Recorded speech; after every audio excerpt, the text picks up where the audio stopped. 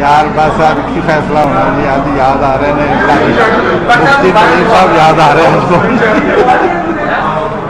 बड़े कमज़ोर लोग ने, सच्ची बात है। इतने असी तो बड़ा उन्होंने कहा तुम ऐलान करते काम नहीं है, एवं गवाइयाँ मिलियां ना पुलिस दित्तियां, कोई उन्होंने हकीकत नहीं। लेकिन वो जरा ना दौरा पिया किश्ती का वहदत का, तो वो वजह से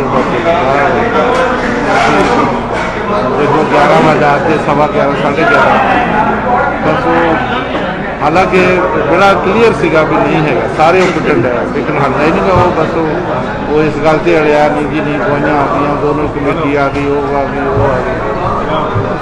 देखो चंद खाता नहीं।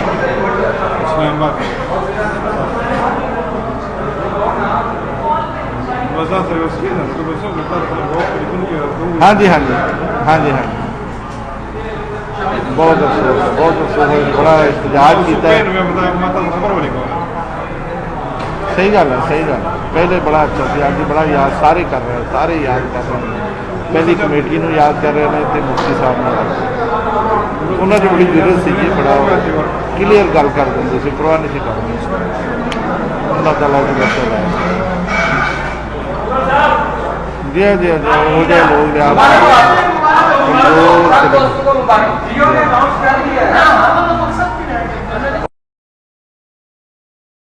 वज़ीर-ए-आज़म इमरान खान के मुताबिक खानदान से दूर रहते हैं। मुकम्मल इंक्वायरी कराई जाएगी, पैगाम देना चाहता हूं कि आपकी सबसे अहम जिम्मेदारी